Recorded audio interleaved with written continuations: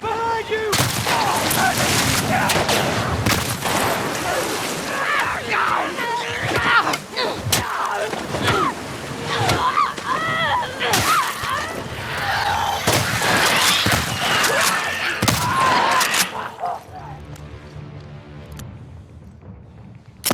Damn it!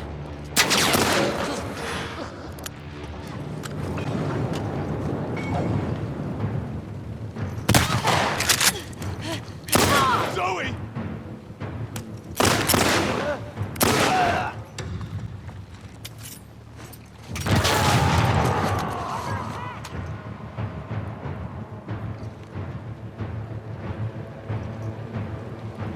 Her! Right here!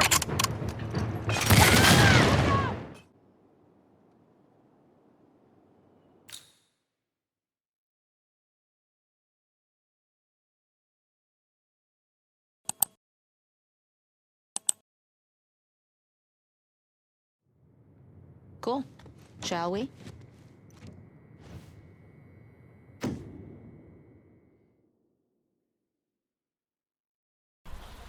Hey guys, hope you're all doing well. Today I'm just going to talk about Fight Club and why I believe Fight Club is one of the most influential movies of the last not only 10 years but 20 years.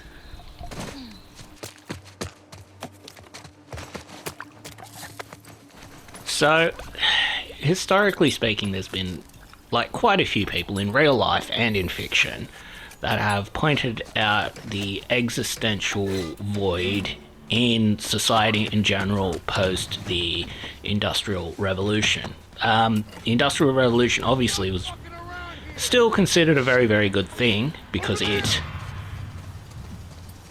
the mass farming, mass industry, all that sort of thing, basically ensured people would be able to eat, and people would have jobs and have money, have disposable income, societies would be extremely, extremely productive, all that sort of thing, but it, at the same time, sacrificed something.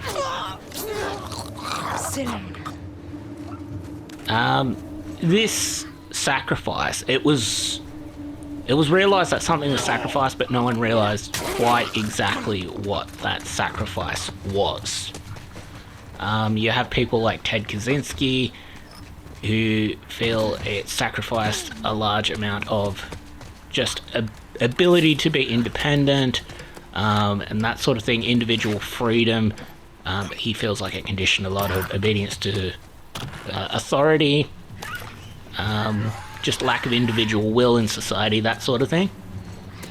If you go back and go to books like Man's Search for Meaning and all that sort of thing, it would look like an extension of the idea of existential void in works like that, right? So, obviously Man's Search for Meaning, the existential void idea was proposed to explain why some of the inmates in the Holocaust camps just gave up, and as a subsequent consequence of giving up, they were targeted for extermination quicker. Like that theory, and what it was that kept people going.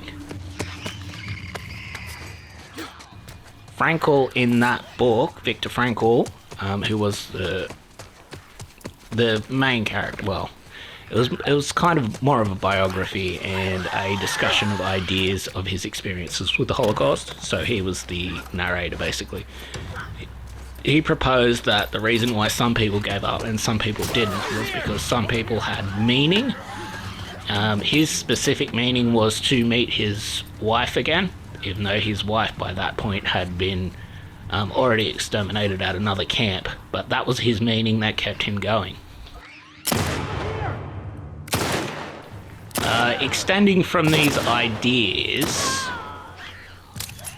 of existential void and meaning to keep things going or to give up, I believe Fight Club fits right in that niche.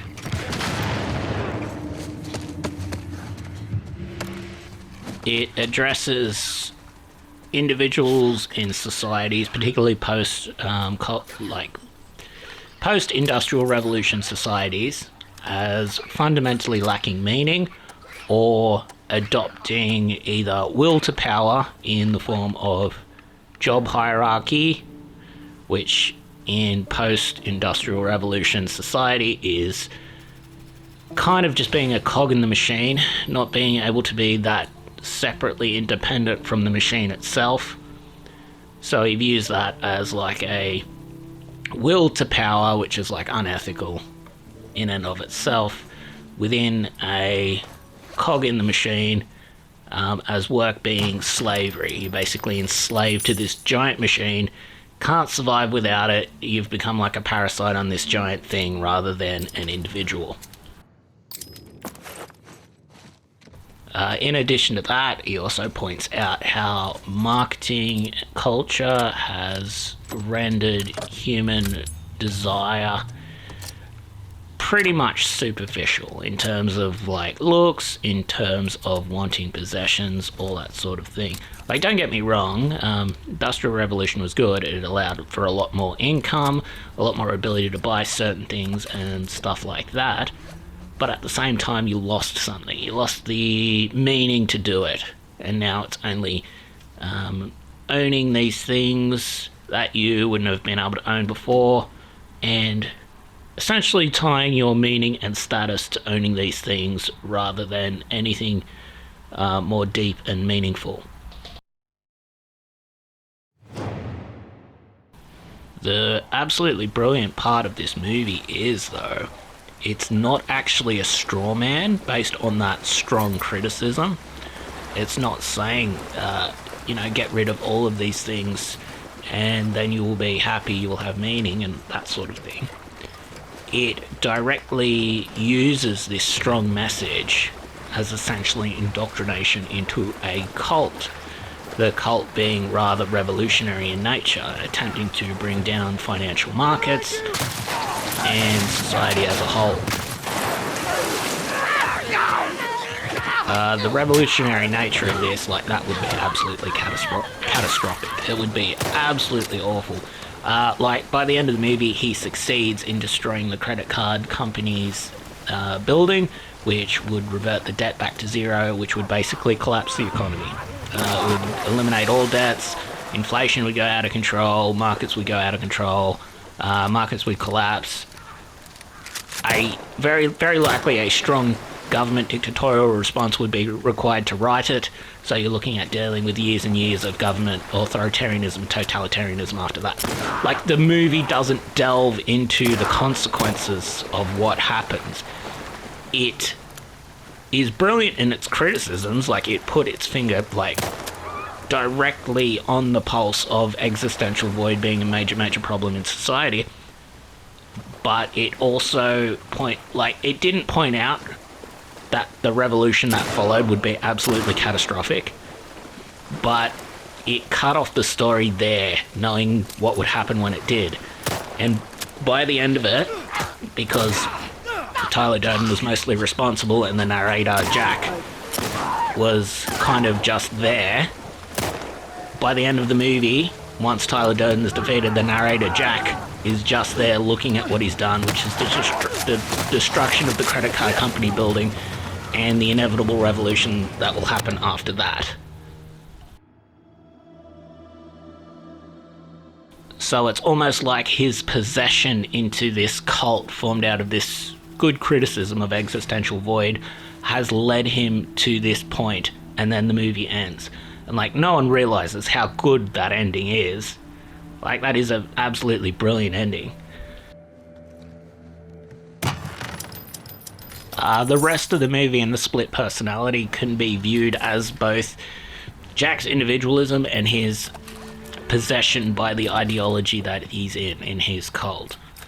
And a lot of people kind of view the Fight Club cult as just net good because it's providing meaning to all these people. It's giving them something to do with their lives. It's really narrowing down and focusing on what they want out of life, because like it's nearly a Jordan Peterson self-authoring thing. It's nearly like a Scientology breaking down of the individual thing. Part of their induction into the cult is for them to decide exactly what they want out of life. Like in one point they're saying like one guy wants to paint a house, the other guy wants to like learn how to swim or something. Like all that seems really good and narrowed down, but at the same time it's very, very obvious that it's like a all-encompassing totalitarian control cult, and it's driving towards revolution. Like even like Tyler Durden's image when he says what he wants people hunting deer in the remains of the old society. He wants like a return to the noble savage. And the way the movie shows that, it seems very romantic and sort of noble, but when you actually think about it, that means the deaths of hundreds of thousands of people, the absolute collapse of society. As a result of the absolute collapse of society, the starvation deaths of like most of the third world, like all these like horrible things. But the movie like portrays it as like sort of romantic, and you don't even realize like within the movie you're kind of along for the indoctrination of it. Like, and the whole thing just acts as this like absolutely brilliant revolutionary straw man. Like even the moments where it fizzles out of control, like when they start blowing shit up and Bob gets shot in the head and like horribly gruesomely killed, even he's sort of like made out to be a martyr in the revolution, implying there's some sort of meritocracy or justice there, even though there like very likely won't be. And even the whole premise of the movie itself is to shatter the veneer, the illusion of society, right? It makes everything about fighting, individual power, will to power. Like, that in itself is a logical fallacy. Like, that's an appeal to power, right? Might doesn't make right, even though in history it has tended to win a lot. It doesn't make you logically right to be stronger and to impose your will through power. But the movie kind of presents it that way, where the strongest have the most merit. That in itself is like a horrible shit way to like lead anything, like lead an organization, lead a terrorist organization, build a society, like that sort of thing. But it's proposed as at least being meritocratic within the story structure, right? Whereas things like, you know, modern day job hierarchy, a lot of it is due to like brown nosing and favoritism and just hereditary inheritance, that sort of thing. It even comes down to like ruthlessness when it comes to making hard decisions and that sort of thing. And all that is selected for within like current day job hierarchy. Whereas at least this is meritocratic, even though appeals to power are fucking horrible for things to be selected on. And like, that's not even really up for discussion, right? Because you have a look at any number of, you know, shitty third world countries that have been taken over by military dictatorships and then had their economies run into the ground, people deliberately starved to death, that sort of thing. Even people like Stalin. Stalin was thought to be like a strong man because he was like a gangster when he was younger and that sort of thing. When he achieved, you know, totalitarian control of his society, it was like horrible. He purged his Red Army, which let them be really like susceptible to invasion by the Germans. As a result, the Germans invaded, put them on the back foot, fucked up their air force, and as a result, they lost like millions of men in like consecutive battles. in like against Germany. Like, will to power is not good. Appeals to power aren't good either. Like that whole thing.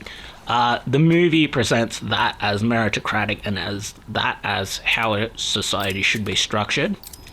That criticism only works from a point where you are, well, in a position where your Senate, your politicians and everything are like hopelessly and obviously corrupt and incompetent, right?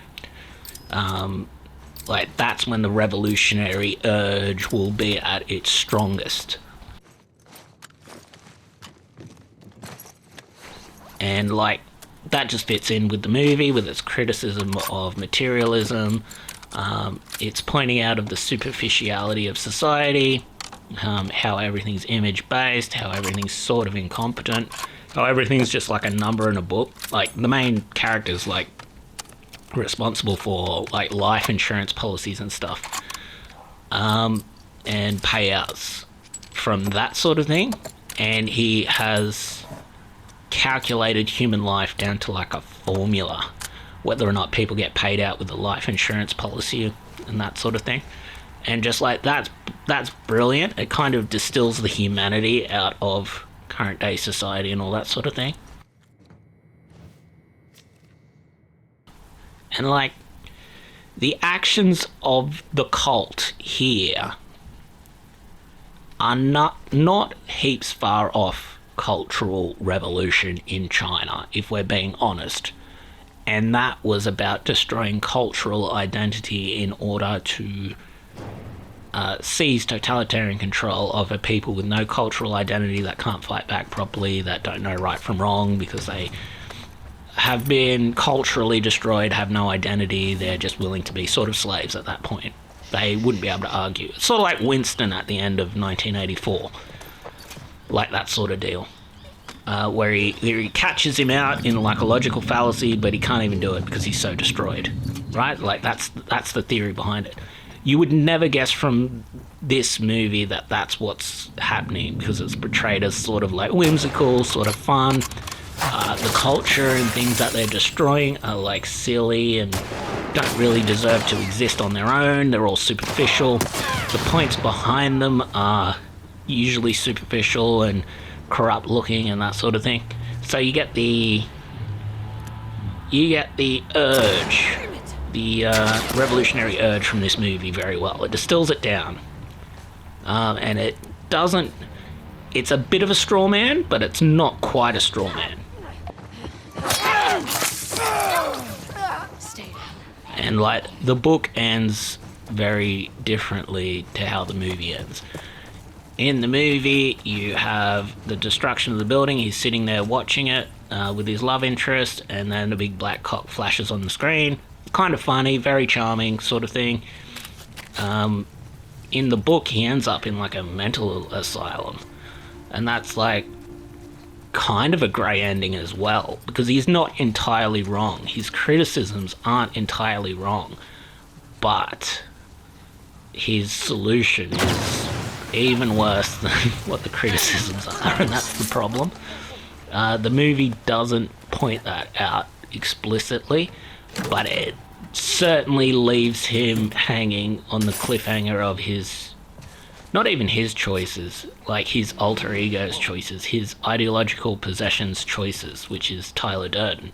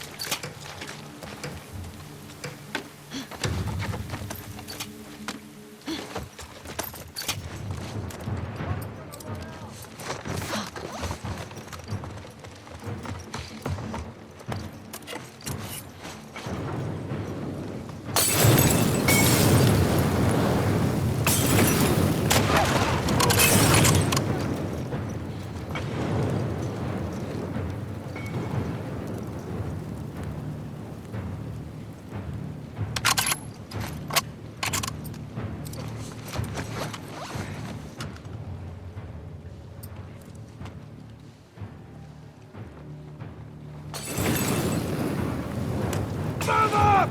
Roger that!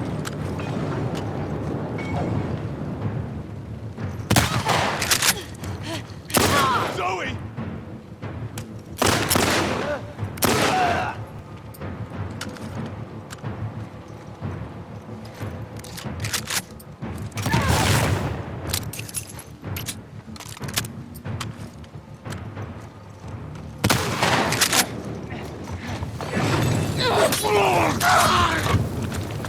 Sit down.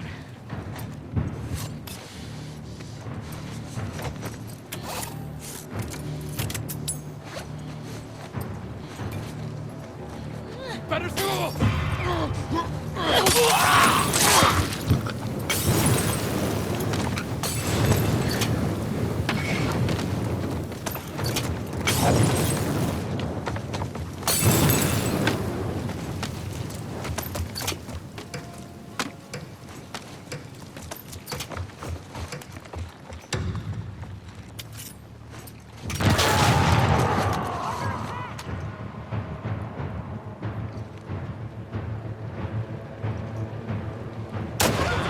Right here!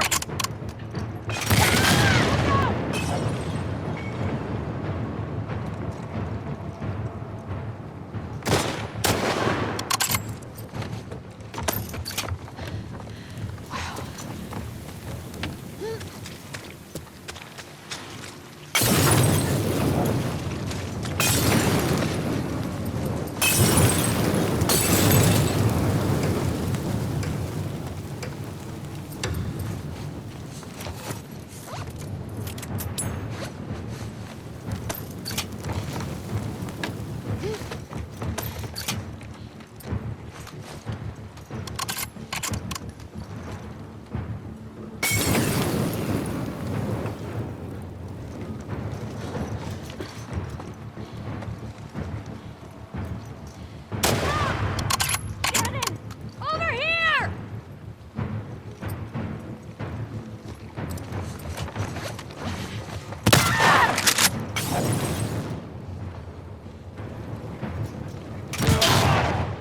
Motherfucker!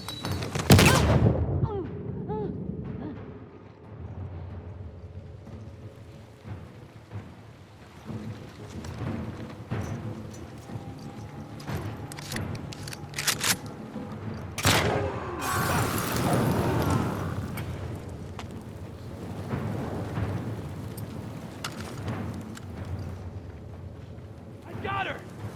Oh, fuck! Get down!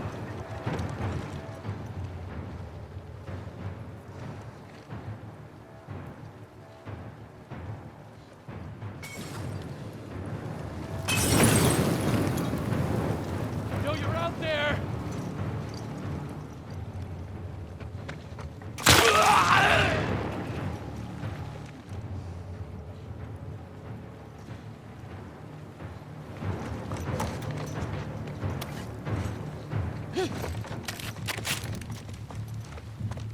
Okay, you fuck off now.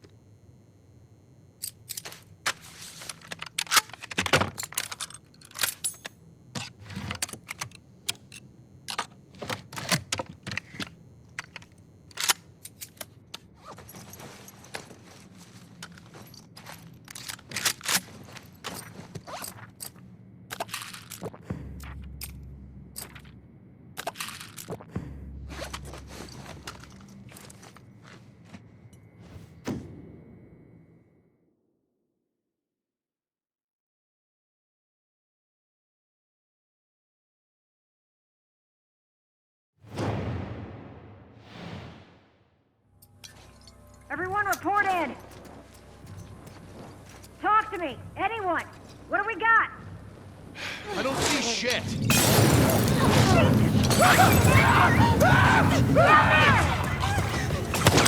Get down!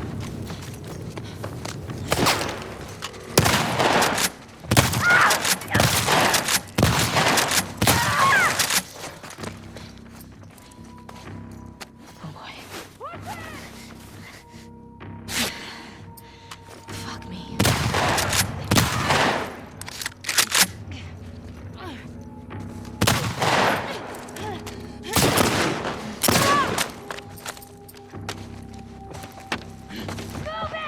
Yeah, on it!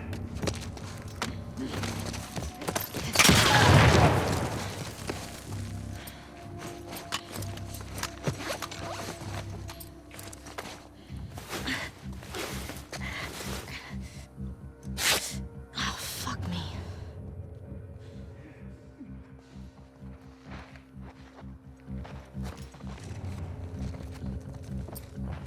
By the door!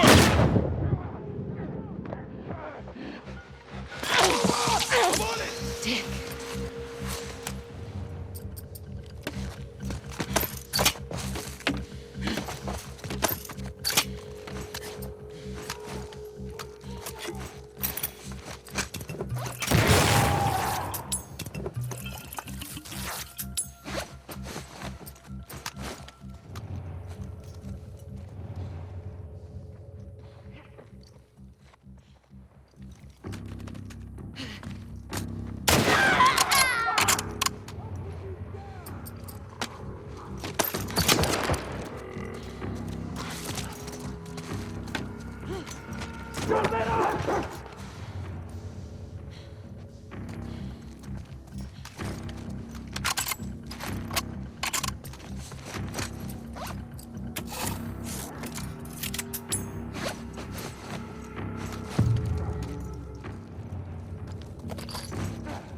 She's gone! Track her down, boy! That boy.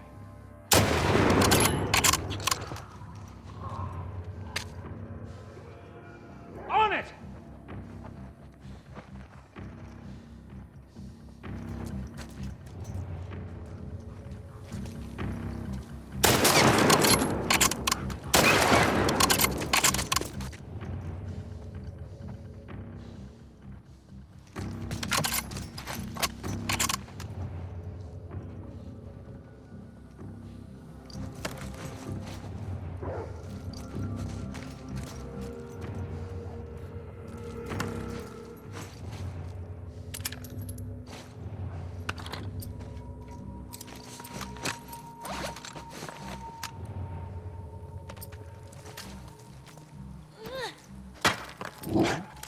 That. Go.